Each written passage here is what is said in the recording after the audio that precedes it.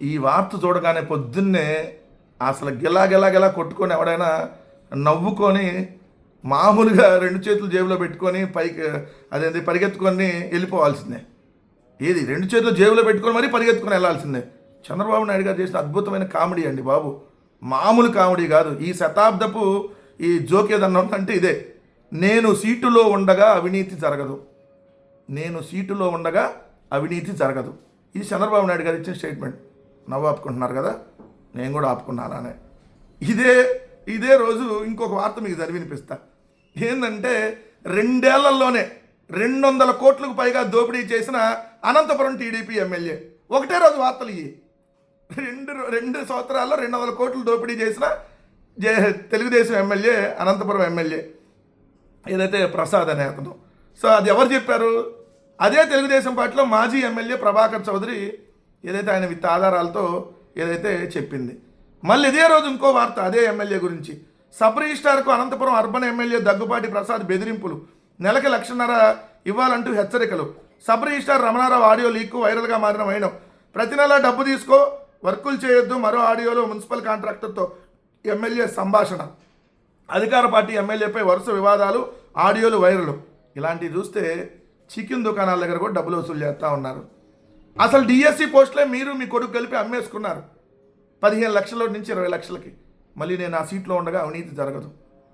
మామూలు కామెడీయా చంద్రబాబు నాయుడు గారు, మామూలు టైమింగ్ కాదు, మీరు మామూలు రైమింగ్ కూడా కాదు. సో ఆ సీట్లో ఉండగా అవినీతి జరగదంట. మెగా డిఎస్సీని పారదర్శకంగా నిర్వహించామంట. పారదర్శకంగా నిర్వహిస్తే సిబిఐ ఎంక్వైరీ ఇస్తే తేలుస్తారు కదా ఎంత పారదర్శకంగా నిర్వహించారో. ఎందుకు చంద్రబాబు నాయుడు గారు భయపడి పారిపోతున్నారు?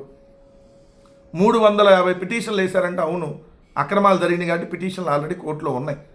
ఏదైతే డిఎస్సీ మీద అన్ని పిటిషన్లు వచ్చినాయంటే కారణం అదే. ఇంకోటి ఏమంటాడు ఇక్కడ, ఉమ్మడి విశాఖ జిల్లాకు గూగుల్ సహా 5 డేటా సెంటర్లు వచ్చాయి. వీటి వల్ల ఎంతోమందికి ఉపాధి కలుగుతుంది. ఒక గూగుల్ డేటా సెంటరు అంటే దాని పేరే గూగుల్ డేటా సెంటర్ కాదు, అది అదానీ డేటా సెంటర్. సో అది క్రెడిట్ చోరీ చేస్తారు మీరు ఆల్రెడీ. సో ఇప్పుడు 5 కాదు, ఒక 50 తీసుకొని వచ్చారని అనుకుందాం. ఎన్ని ఉద్యోగాలు వస్తాయి? కానీ దానివల్ల ఎంత నష్టం జరిగిద్ది అనేది మిగిలిన దేశాలన్నీ మాకు వద్దు, మిగిలిన రాష్ట్రాలన్నీ మాకు డేటా సెంటర్లు వద్దంటే ఆంధ్రప్రదేశ్ మాత్రం మీరు మాకు రండి అని ఆహ్వానిస్తూ ఉంది. మరి దీనిలో మతలబు ఏందో మీరే చెప్పాలి. ఎన్నికల ప్రచారంలో డబ్బు ప్రభావం లేకుండా చేయాలి. అవునా, గుర్తులేదా ఇంకా మనకి స్టీఫెన్సన్ ఓటుకు నోటు బ్రీఫ్డ్ మీ మర్చిపోయావా? ప్రజలను ప్రలోభపెట్టేలా వ్యవహరిస్తుంది. డిఎస్సీపై గొడ్డల పార్టీ లేనిపోని రాద్దానం చేస్తుంది. వెన్నుపోటు పార్టీ అధ్యక్షుడైనటువంటి చంద్రబాబు నాయుడు గారు బరి తెగించేసి దిగజారిపోయి మైండ్ పనిచేయక రోజు పిచ్చి పిచ్చి వాగుడు వాగుతున్నాడని మనం అర్థం చేసుకోవాలి.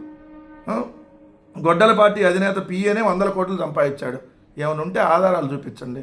ఎందుకు ఊరక రోజు అబద్ధాల ప్రచారం తప్ప ఒక్కరోజు కూడా నిజాలు చెప్పవా చంద్రబాబు నాయుడు గారు? తలకాయ 1000 ముక్కలు అయిపోయిందని మునిశాపం వల్ల చెప్పట్లేదు అంటావా? అంతేలే, లేదంటే నిజం చెప్పేవాడే కదా, రోజు అబద్ధాలు ఎందుకు చెబుతాం? ఇంకో అబద్ధం ఇక్కడ చూడండి, అబద్ధాల ఫ్యాక్టరీనే మొత్తం మైండ్లో పెట్టుకొని ఉన్నాడు. నకిలీ మద్యంతో 30,000 మంది మృతి అంట. లిస్టు ది ఎవరో లిస్టు ది 2 సంవత్సరాలు అయింది. ఏ గుడ్డిగారికి పళ్ళు తవ్వుతున్నారు మీ ప్రభుత్వం? 30,000 మంది నకిలీ మద్యం వల్ల చనిపోయారా? ఇప్పుడు ఈ 2 సంవత్సరాలు చనిపోయి ఉంటారు. ఆ లెక్కలు మా మీద వేస్తున్నామేమో. Sumo whisky, short whisky, Bengaluru malted whisky, Bengaluru malted brandy, Kerala malted whisky, ఏదైతే good friends, champion, doctors brandy, వీటిని ఏమన్నా మందు అంటాడా? మనుషులు ప్రాణాలు తీసేటటువంటి నారా నాటు సారా అంటారా? సో నకిలీ మద్యం ఇప్పుడు ఏర్లై పారుతూ ఉంది. ఇష్టం వచ్చినట్టుగా గుడి వైన్స్, బడి వైన్స్, గుడి పక్కన వైన్స్, బడి పక్కన వైన్స్, గుడిలోనే బడిలోనే కూడా మీరు మద్యాన్ని అమ్ముతున్నటువంటి దుర్మార్గమైనటువంటి వ్యక్తులు మీరు. ఈరోజు నువ్వు మళ్ళీ సిగ్గు లేకుండా మాట్లాడుతున్నావా? నీ జీవితంలో ఈ 75 సంవత్సరాల వయసు తర్వాత అయినా నువ్వు ఒక్కరోజన్నా నిజం చెప్పిన పాపాన్ని పోతావంటే ఒక్కరోజు కూడా లేదు. జగన్మోహన్ రెడ్డి గారి మీద ప్రతిరోజు విషం చెమ్మటమే. జగన్ జగన్ జగన్ జగన్ అనేటటువంటి నామస్మరణ లేచిన దగ్గరించి పడుకునేదాకా తెల్లారులు నిదట్లో కూడా కలవరిస్తూ ఉన్నాడు జగన్మోహన్ రెడ్డి గారి పేరుని చంద్రబాబు నాయుడు గారు. జగన్ అనేటటువంటి భయం చంద్రబాబు నాయుడు గారిని వెంటాడుతూ ఉంది. మీరు చేసిన పాపాలు పండే రోజు ఖచ్చితంగా దగ్గరలో ఉంది. శిశుపాలుడు పాపాలు పండినట్టు మీ చంద్రబాబు నాయుడు గారు మీ పాపాల పుట్ట పండే రోజు అతి దగ్గరలో ఉంది. ఆ రోజు మిమ్మల్ని, మీ ప్రభుత్వాన్ని ఎవ్వడూ కూడా కాపాడలేనన్నటువంటి విషయం గుర్తుపెట్టుకోండి.